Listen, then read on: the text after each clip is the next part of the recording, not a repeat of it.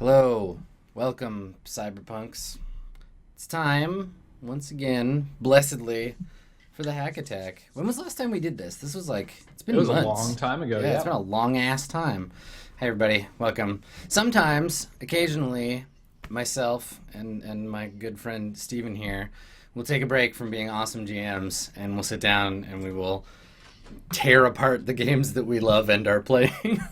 Yep. That's how we show them that we love them. It's true. It's true. So in past hackings, we have taken the knife to fifth edition Dungeons and Dragons. So how? I mean, you've had plenty of time with our slightly modified version of D&D and fifth edition and the West Marches. How's that going? I wanted to ask you about that because I've only seen just like the tiny slice, and I know you made some big changes since the last time that I played. So Yeah. Hang on. Mm. The big changes that I've made since the last time you played are primarily concerned with travel. Sorry, I'm eating a chewy turtles candy, and they are incredibly sticky.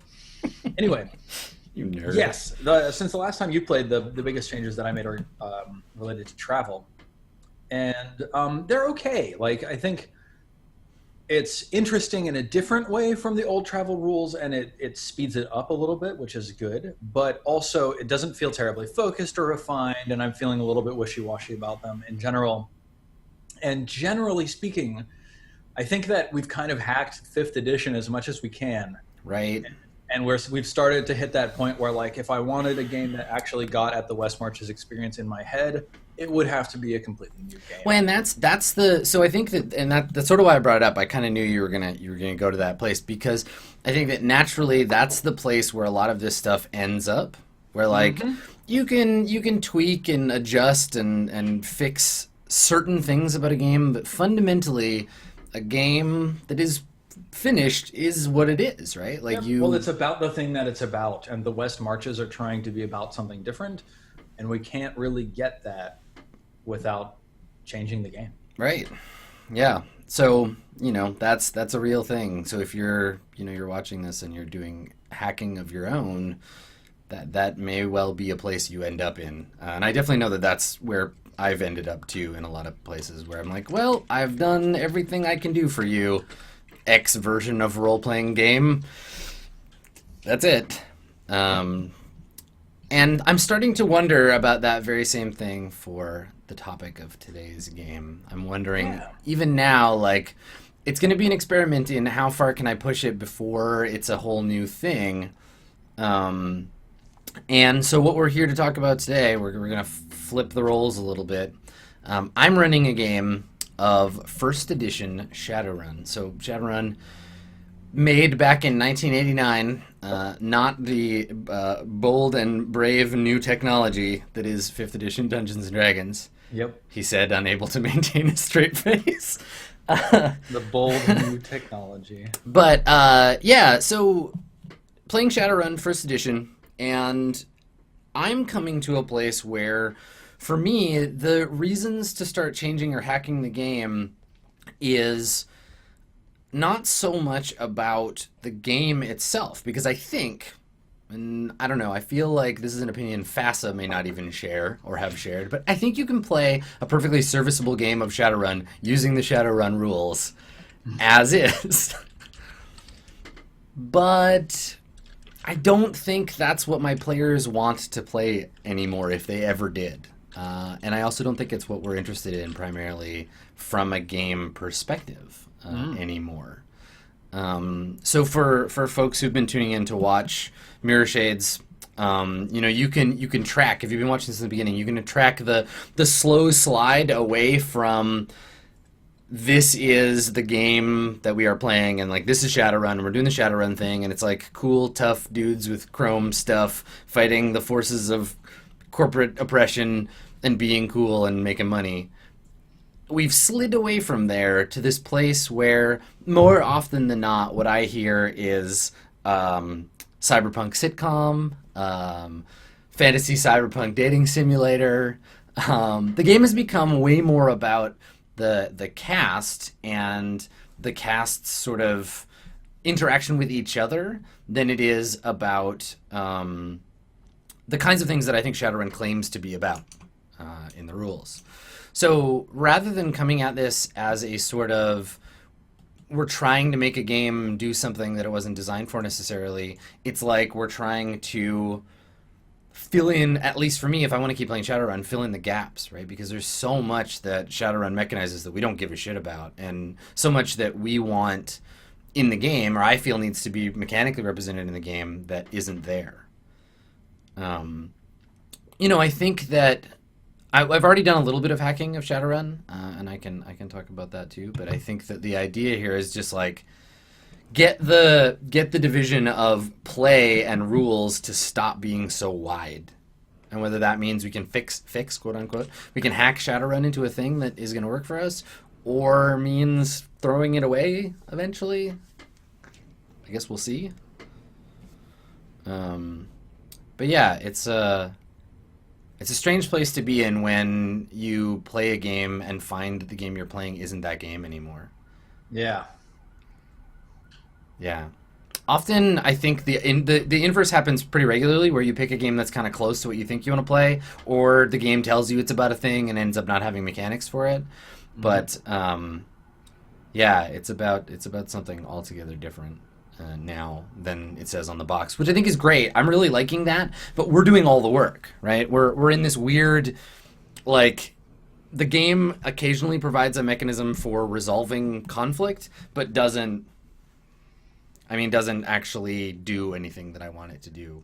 I mean, it also seems like the basic rules of Shadowrun, as far as I was able to read them, are primarily about sort of binary things, where it's like, okay, do you lift the thing, or do you fail to lift the thing? Or do you get shot? How much damage do you take? How much damage are you able to reduce?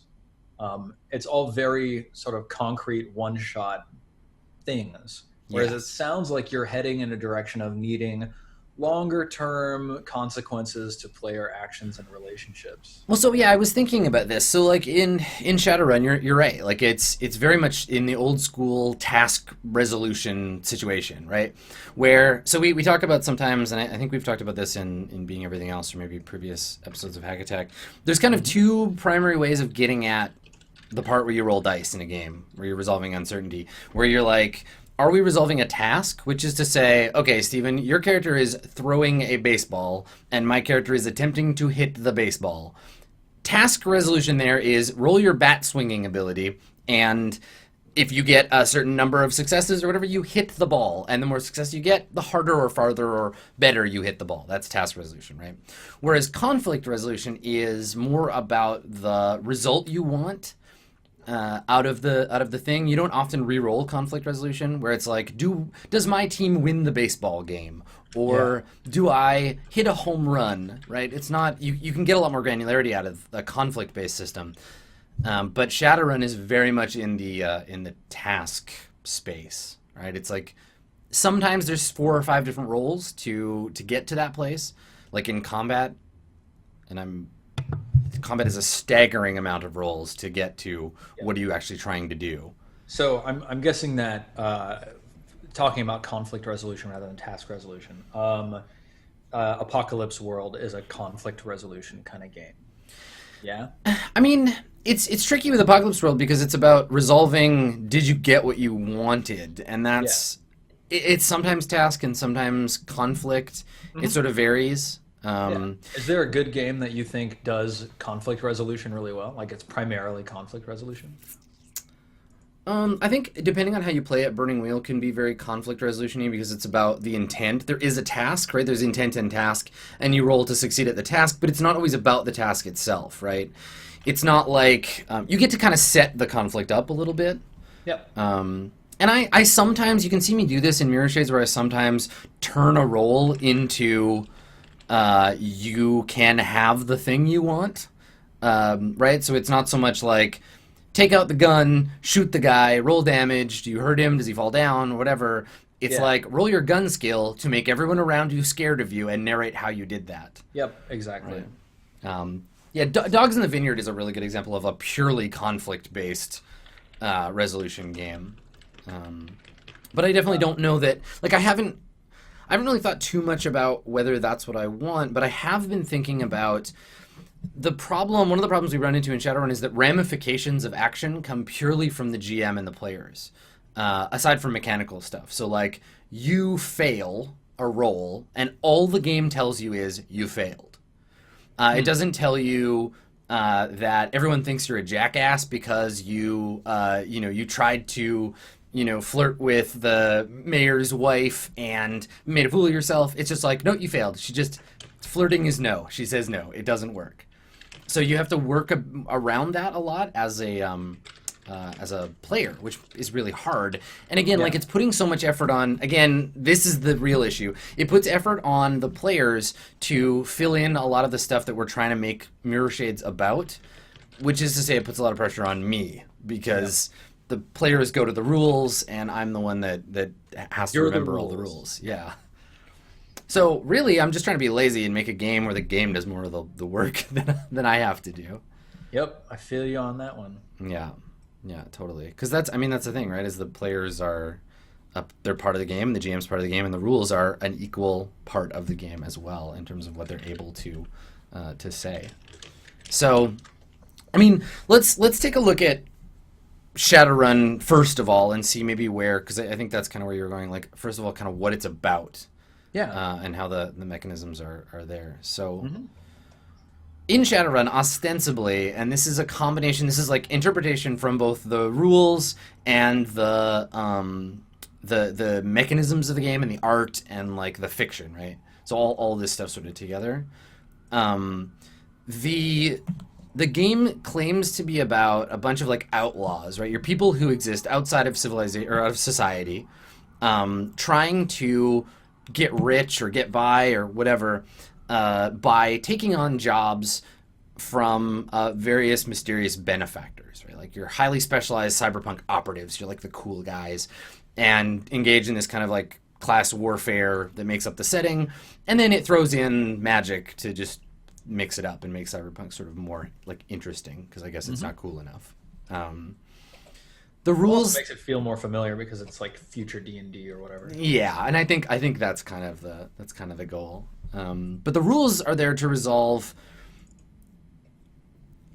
and there are skills that are not combat or hacking based, but there's really no way to adjudicate those, right? There's no, like, if you want to convince someone of something, you just roll the thing and you roll your persuade skill, and hopefully the GM will just fiat their way through it. Yeah, I'm seeing technical skills and social skills like leadership, interrogation, negotiation. Yeah.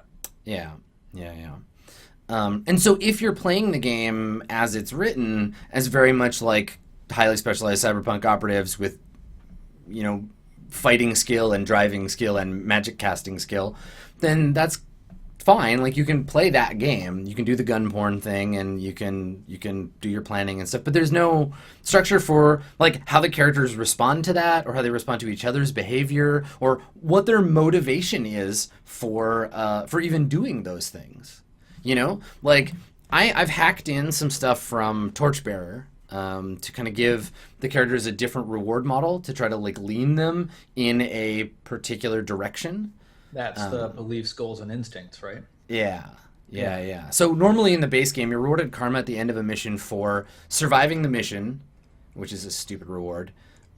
Succeeding at the mission, also kind of a stupid thing to reward people for. Danger, like how dangerous the mission is. And then individually, guts, smarts, being in the right place at the right time, surprise, humor, or drama. Those all earn you karma. So basically, like, how did you role play your character, and were you like fun at the table? Which are player rewards, not really character driven rewards. So we've replaced that with beliefs, which is you get a point of karma at the end of every session if your character followed the thing that they believe and it complicated their life. If you have your instinct gets you in trouble, so if you have an instinct to like mouth off to cops and you did that and you got in trouble, then you get points for that.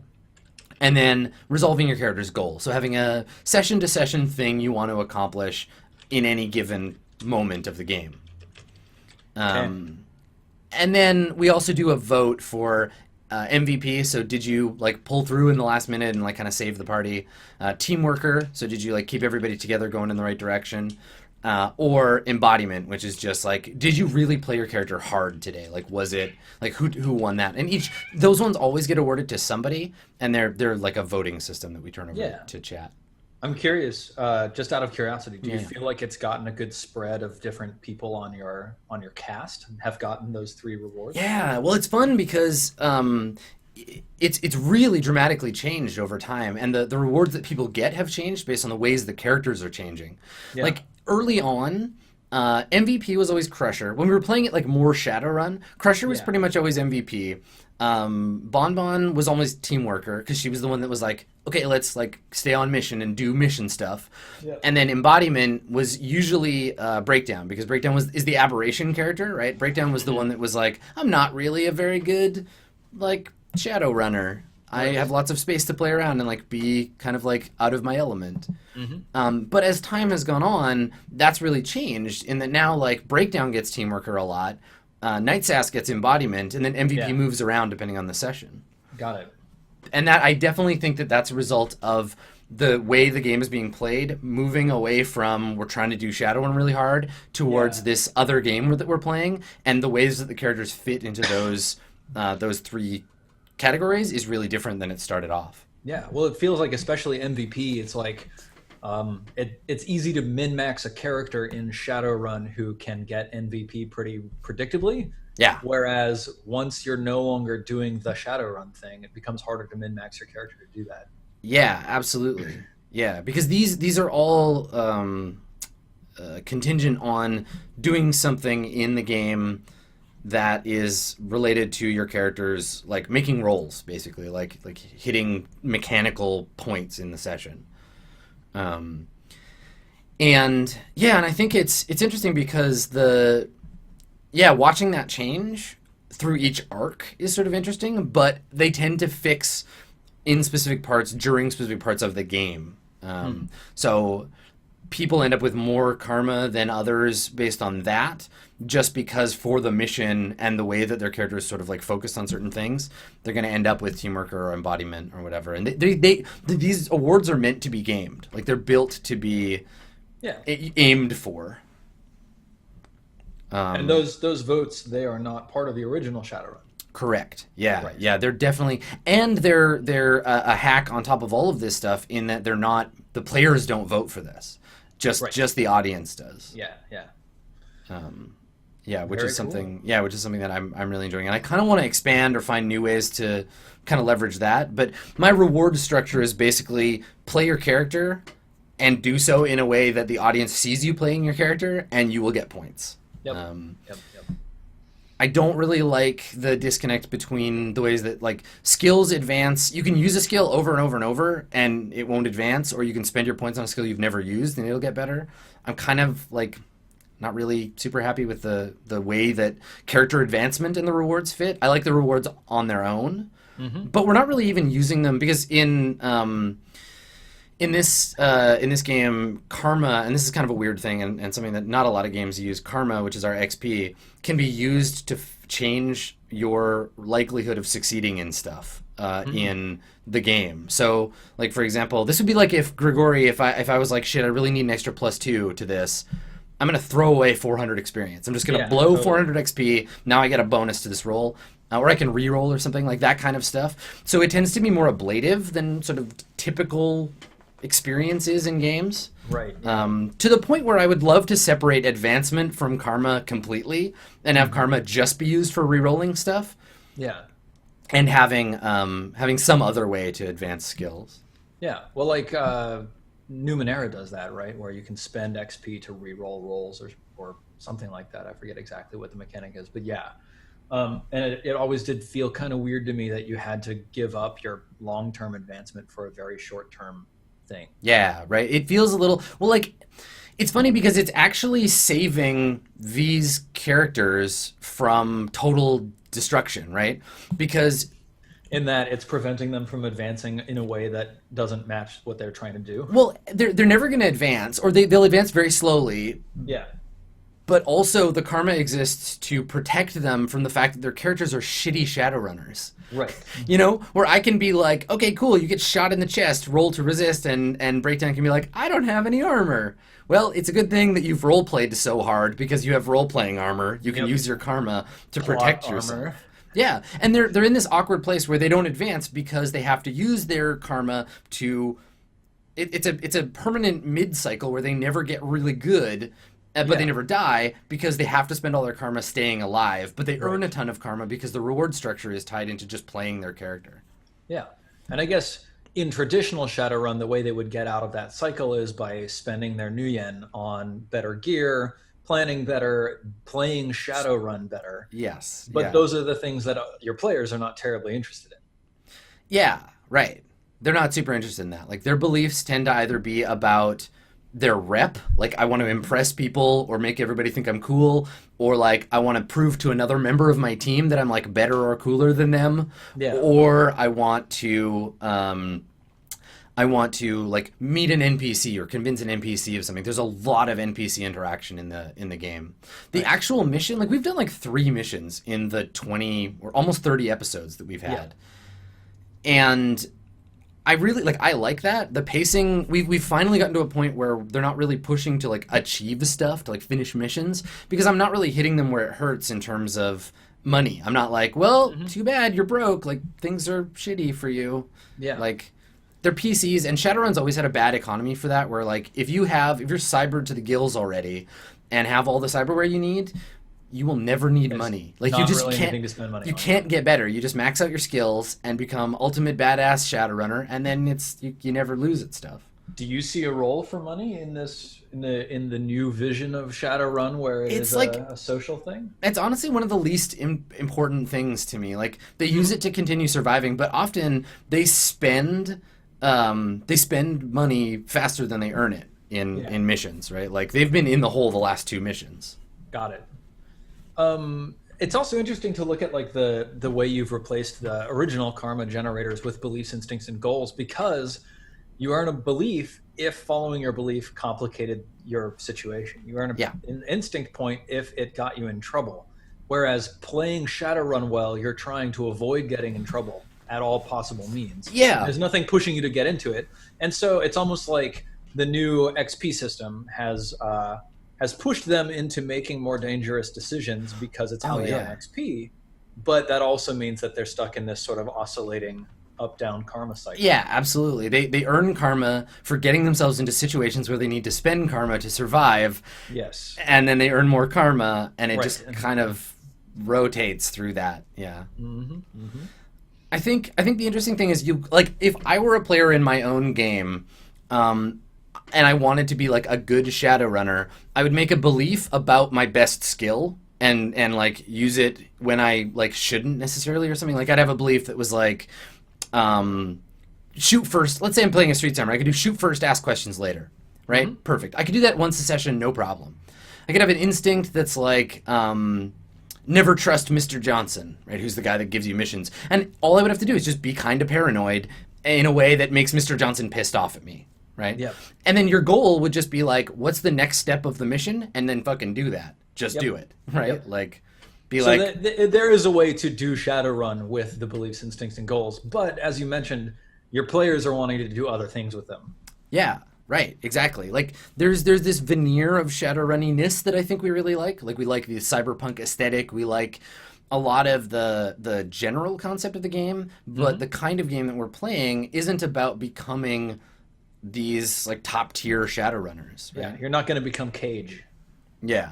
There's no like movement towards that. There's this other game that we're playing that, like, Shadowrun tends to get divided into 2 schools. You're playing Black Trenchcoat or Pink Mohawk, and nice. Black Trenchcoat is the like, we're gonna be tough badasses and like succeed at every mission. Pink Mohawk is like, we're gonna be goofy and strange and blow stuff up, but you're still playing Shadowrun. And we're in this other like 3rd place. Like, I expected Pink Mohawk and we ended up somewhere else. Right. It's like Pink Mohawk was the only thing they fixated on. Yeah, it was like... It's like, who has the pinkest mohawk? Right, it's like, yeah, whose mohawk is the coolest? Yes, who knows someone else with a cool mohawk? Yeah, exactly. Yeah, so it's like, I don't know. The disconnect here becomes like the play style of the individual cast members has really influenced the way that the way the game is working, the way it moves, right? Like, the only person whose play style kind of matches Shadowrun is Weed, right? Because he's played Shadowrun before. He's made a character that has a good chance to be an effective Shadowrunner, and has been consistently writing beliefs and instincts and goals for the most part that are like sort of Shadowrun centric. Yeah. But like, you know, JP's character, like Crusher, JP's more interested in developing his own character and influencing the world by like force, right? It's just being like, I want to be able to kill anybody so that I can be the coolest like badass on the team. That sounds familiar for JP. Yeah, or like I want to be in charge. But then also the most interesting parts of Crusher's character arc have been ones where that's not a priority, where he's like when he was like we found out we did a big like 1 year gap between sessions, and we found out that he like had adopted a kid, and like one of these NPCs he'd been like flirting with became like his like long-term girlfriend or whatever. Like that stuff, I can't like. That's the kind of stuff I want every character to like be more about, and have the other stuff be about like the fact that you're a super cool badass is a personality trait, not that you have 7 dice in guns and 9 dice in bodies. You know, you can just like you can focus on the character's attributes, right? So I think that there's sort of a halfway point for JP there, and then Caitlin has been playing pretty much like kind of very reactively, but I think her character has developed maybe more than any of the other ones in the game, that we have a way better idea of Night's Ass, because I think that Caitlin does too over time. But Night's Ass is all about social stuff. She's that person who saw the rocker archetype in the original Shadowrun, made a terrible character, and then everyone like booed them out of playing that character, and then they made a street samurai. Like, this was a thing. There's a whole Shadowrun first edition supplement called Shadowbeat that's about playing like news reporters, and there's like there's a bunch of different variants of Shadowrun you can play, and I feel like Night's Ass is a character from one of those variants, and no one else is. Right. But she's still very like Cyberpunk, very like on point. Like the character has become a really good kind of like center for the way that the game works now, even though the mechanics of the game are not helping Night's Ass at all. Yeah.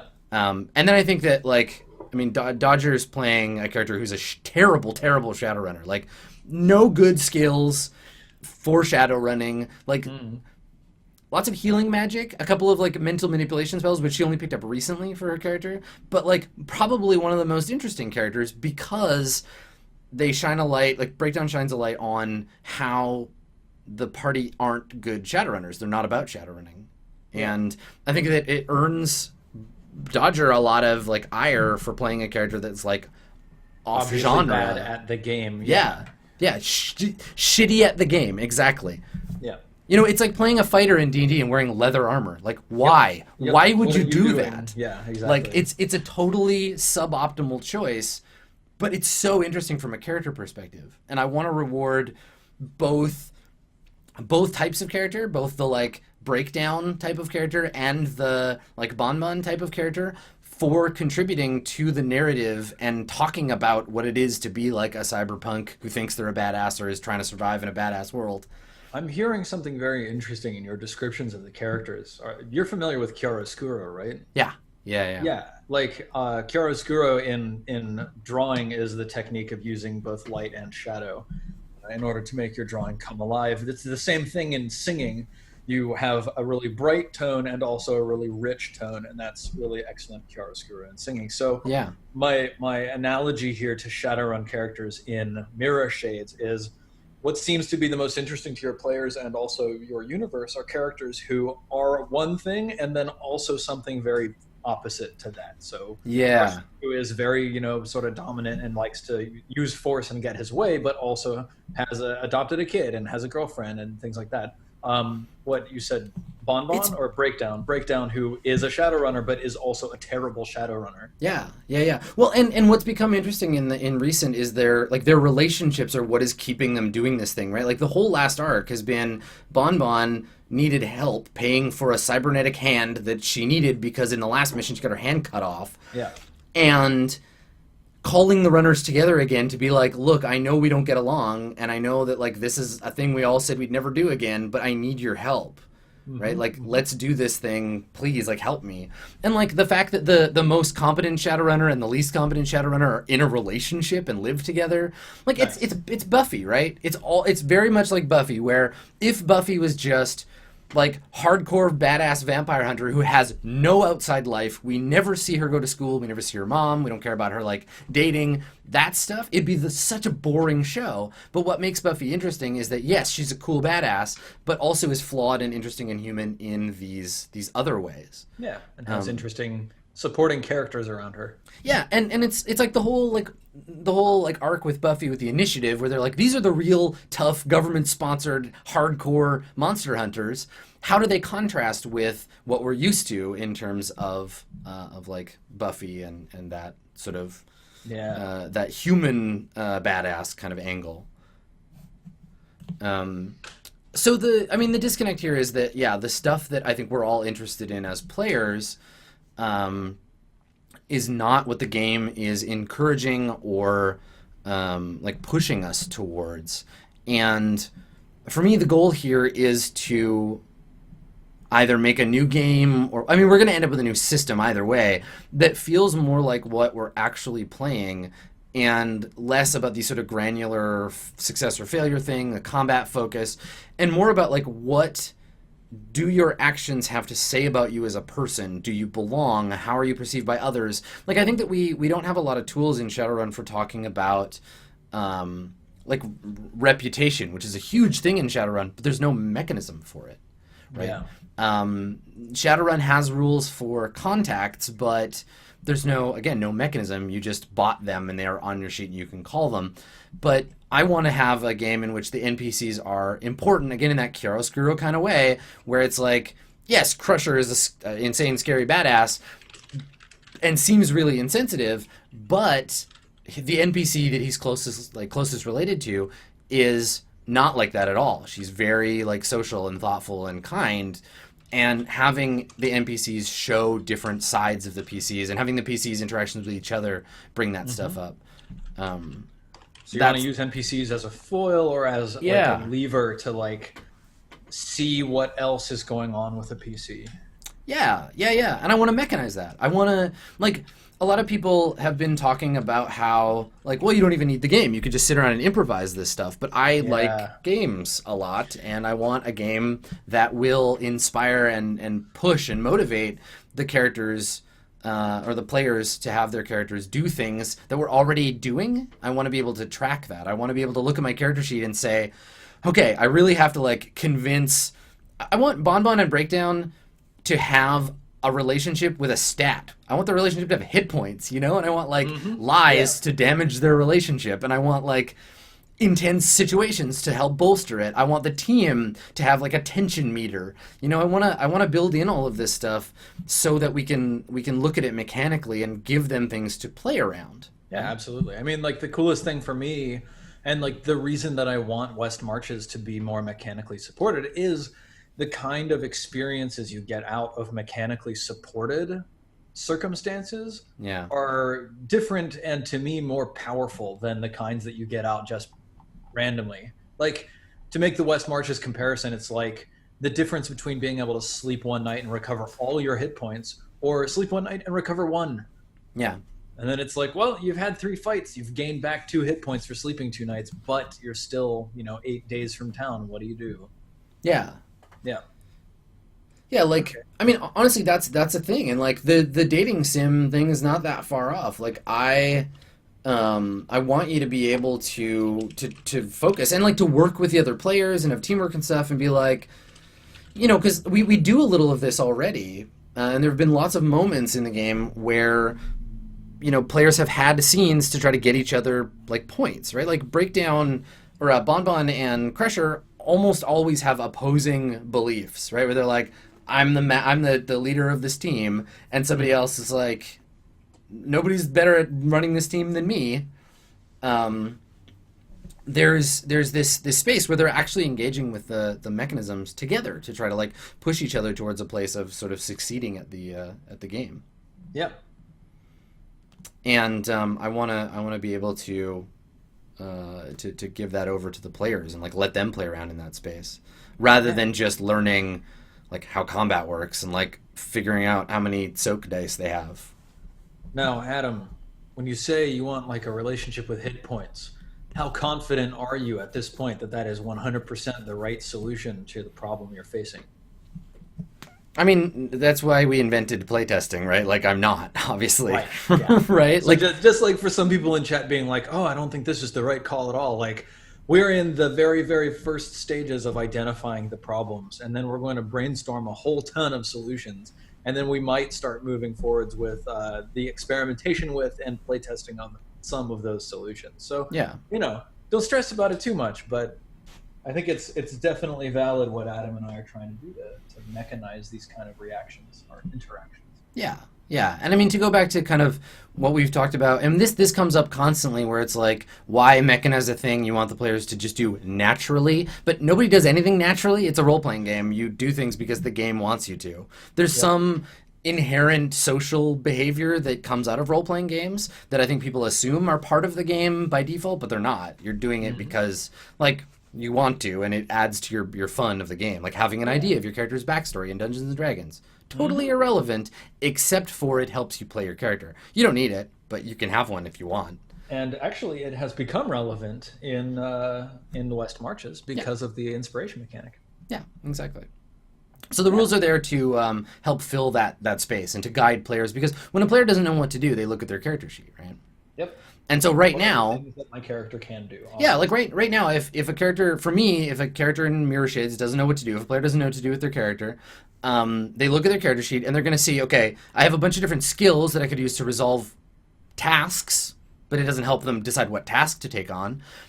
They have beliefs, which I hope, like beliefs, instincts, and goals, I hope help guide them to the next thing. But yeah, I mean, the idea here, and I think that this is, we're not coming at this to solve a problem, and I think this is true of Mirrorshades and of West Marches. We're not coming at this to solve the problem for this specific group necessarily. We're trying to solve a problem with the game that we're playing not doing the thing that we want to accomplish as GMs. And then obviously, like, if you watch West Marches, when we try to introduce new stuff, it's not like we're like, this is just how the rules are going to change, and too bad for you. We talk about it with the players. Yep. But as often happens, and though we've talked about this before, we all know that the GM is just another type of player and doesn't have any more authority over the rules than anybody else. It often shakes out, especially in situations where people aren't that bought into the rule set, that nobody gives a shit but us. Yep. You know, like if, like Steven, if you were like, all right, everybody, we're switching from 5e to Rollmaster, aside from me being like, Rollmaster, Jesus Christ, Steven, most people would just be like, bleh, all right, you tell me what to roll and when.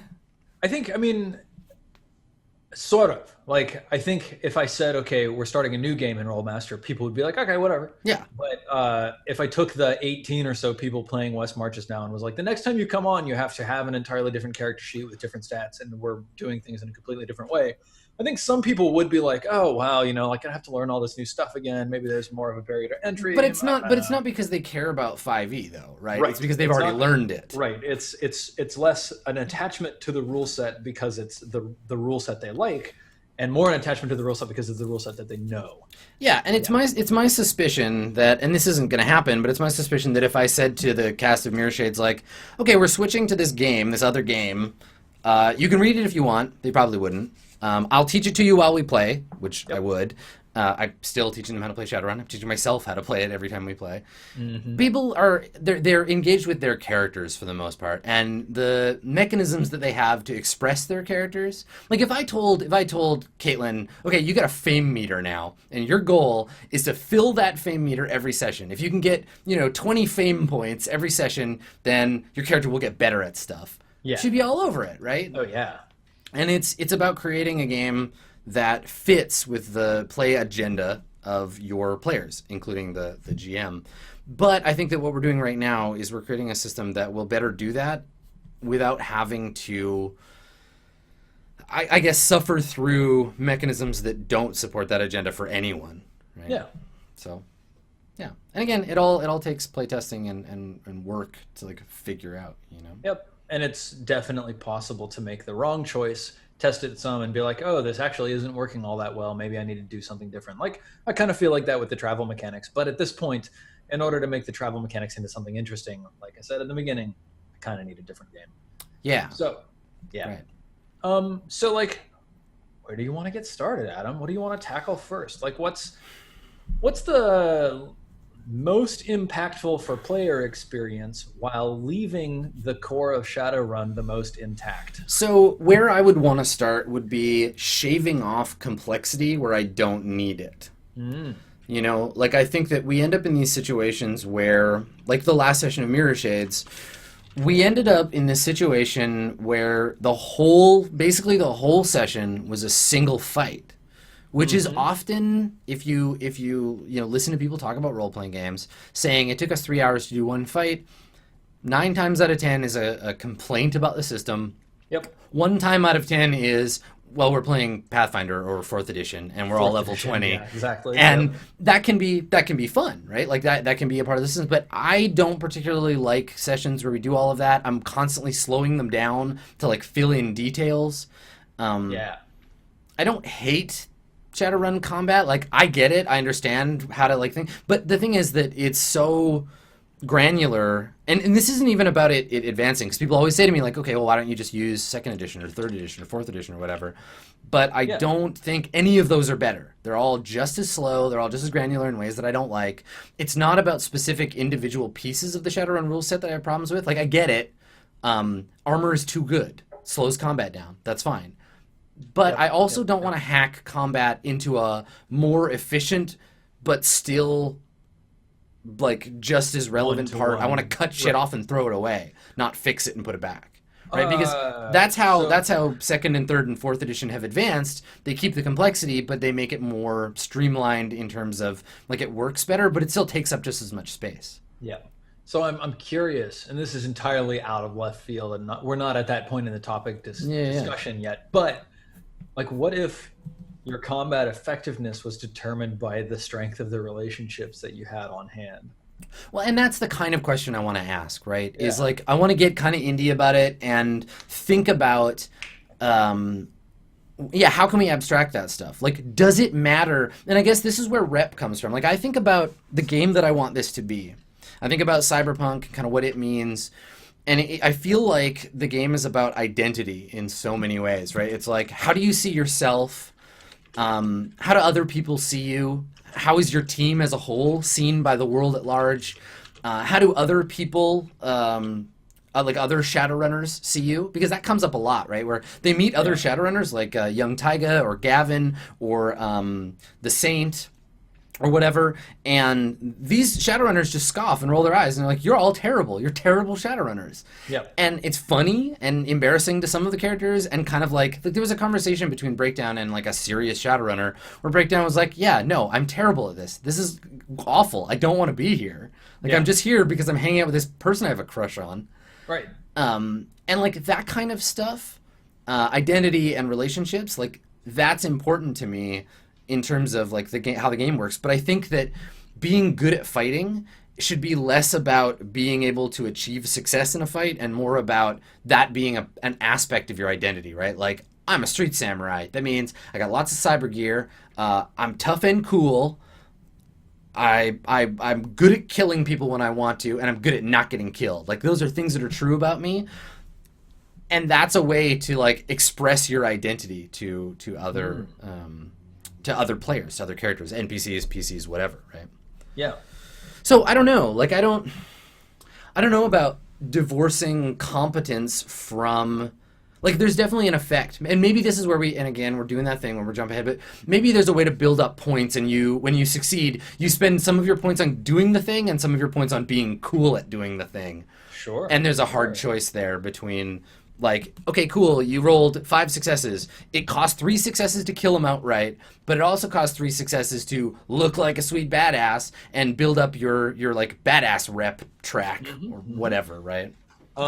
Yeah, and like, I mean, I'm thinking about like if Crusher and his girlfriend had some interaction earlier, maybe he's got like a bonus die from that interaction going well, or poorly. Yeah, well, and again, the question is about why are you doing the things that you're doing, right? Like we answer Yeah. some of these with beliefs and with instincts, but it would be cool to say like, yeah, I'm in this gunfight because I promised my dead father I would avenge his death. So Yeah. I get extra points because we had that scene before. Like I'm front loaded for this fight. Yeah. You're not just here. It's not just a job, right? Because if it's just a job, you're much more likely to just like chicken out or Yeah, try to well, do something else. Like this fight matters and you want to kill these people because it matters. and people ask me all the time like the game doesn't seem like anyone could just flat out die, and I'm like, yeah, no, I don't want that. I don't want them to just flat out die randomly in a gunfight. And then people are like, well, that robs it of the like ramifications, and that's fine. That's cool. Like I don't want death to be on the line unless the players necessarily choose it to be. Yeah. Well, it robs it of some ramifications. Like Yeah, it robs it I of want death losing. ramifications. Yeah, I want losing a fight to be about your rep getting damaged, your options being taken away from you, Yeah. like body damage in a way that's easy to fix but expensive, right? Like, okay, cool, you get shot in the chest and your heart gets like burst or whatever, but you wake up later in a clinic and now you have a cyber heart, and that's changed your relationship with the people around you. I want to keep the idea of cybernetics taking away your humanity. I want to keep the idea of if we talk about like magic and that, I want that to affect you better or worse depending on how human you still are. Like that's a big part of Cyberpunk. But I want the ramifications of your actions to be about more like how you feel about yourself and what other people think about you, and how your relationships, business or otherwise, are affected by that kind of stuff. Yeah. So do you think that I mean, obviously we could determine the strength of a relationship along a single axis if we had some sort of stat value that showed the strength of that relationship. But maybe that doesn't exactly give you all the information that you want.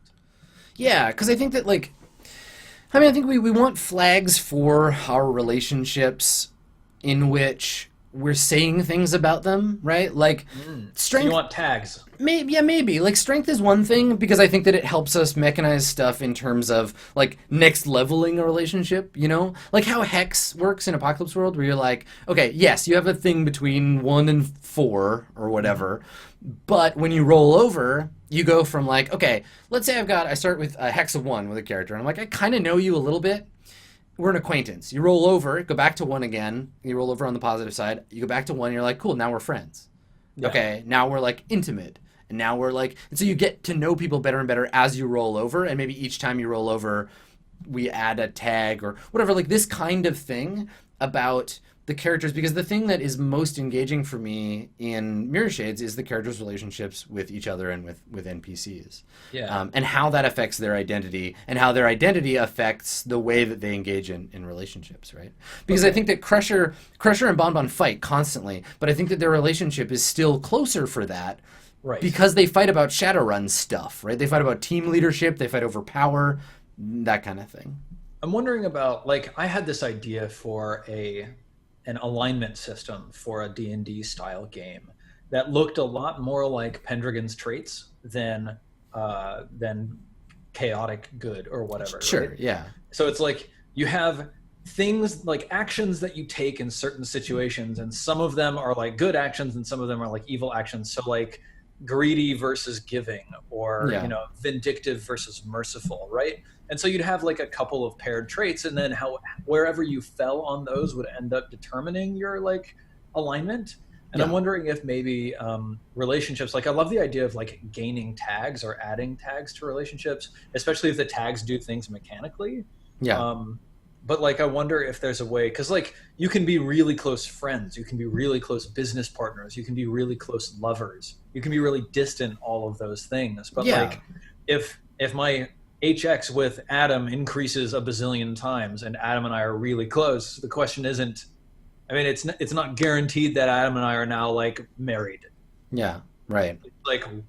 Where does that relationship go, and what are the possible axes?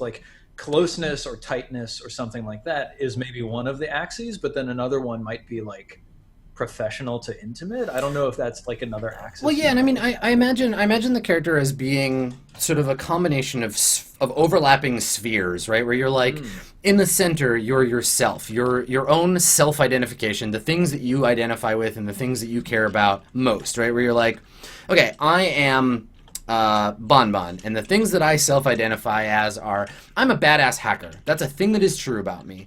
I am, I'm like a reluctantly good daughter, right? I care about my mom. I care about my reputation. Like I'm a person who cares about what other people think. I'm okay with a gun. And so these are things that are true for you, no matter if other people are around or not, right? But I also think that there are overlapping spheres where other people's relationships with you come in contact with that self-identity. So like Bonbon might have like I'm a good daughter, and then Bonbon's relationship with her mom overlaps with that trait and builds on it in other ways, right? So this is where like things like they can be statements about yourself or statements about the relationship, like I should call my mom more, or you know, because a person is just like their own self-identity and then a bunch of other relationships, and maybe they interact in some way. Like Breakdown has a relationship with Bonbon's mom, like a series of interacting Venn diagrams. And I don't want to get too skeuomorphic about it, but this is the way that I think of the characters being connected by way of the things that they think about themselves and the things other people think about them. Yeah. Well, it's also really interesting. This is like, you've got that chiaroscuro, right? And it's like, okay, Crusher is these things, and then Crusher's girlfriend is those things, and they overlap on this thing, but there's parts where they clash, right? And it's like, okay, so the relationship has a strength because of the bond that they share on this part here, but then it also has conflict as a result of the other parts that they have.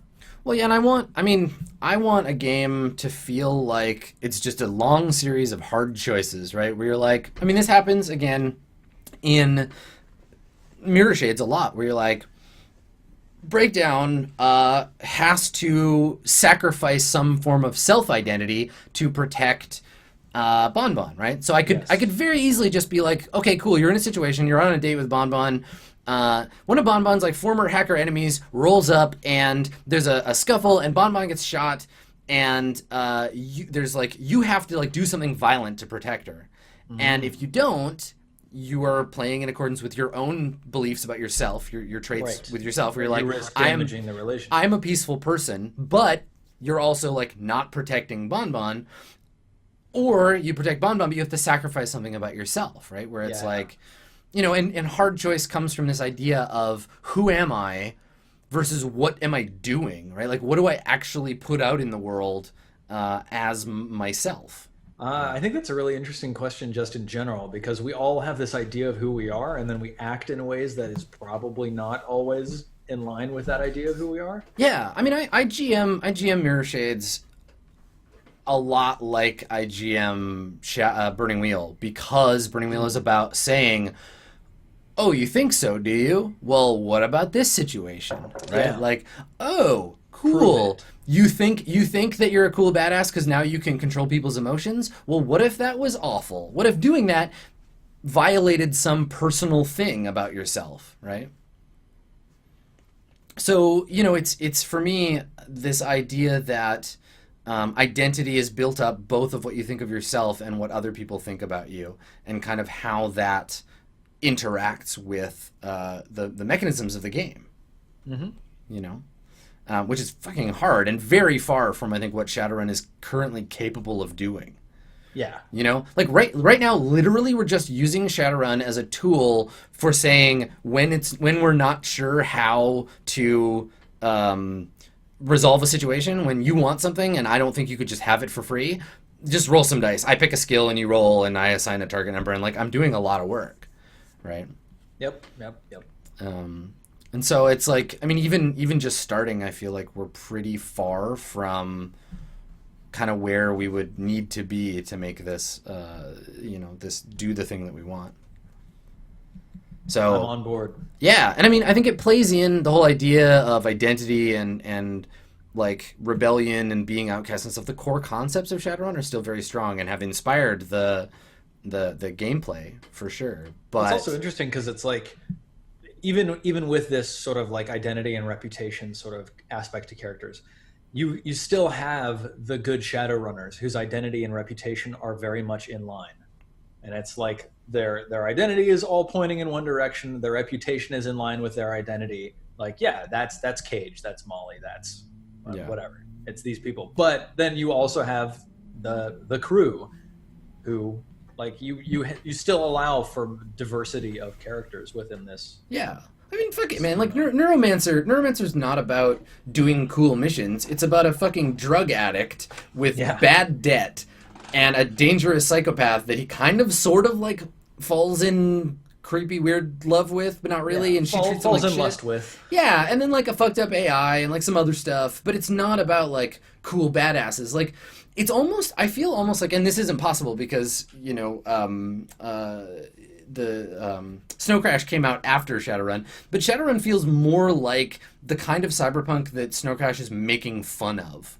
That it's like, yeah, you're all super cool and have like fast motorcycles and like, but like not really. Like it's interesting. Shadowrun exists in this place that I don't think ties it to any like other fiction that really exists. It has this sort of skewed idea of cyberpunk, and kind of what I want to get at is like a more cyberpunk game, really, because cyberpunk is about that like identity stuff, and like Shadowrun touches on it a little bit with like racial identity and humanity built into like cybernetics and all of that stuff. But yeah, we've been playing it sort of, the cyberpunk stuff has just been satirical for the most part. Yeah. So I don't know, maybe that's the preamble. This is where we're at, right? Like there's definitely a space for a game here. We're playing a game that doesn't exist. We just need to make some mechanics for it. So maybe we take a break and we come back and brainstorm some of that. How can we at least like streamline or move it towards that stuff? Yeah, totally.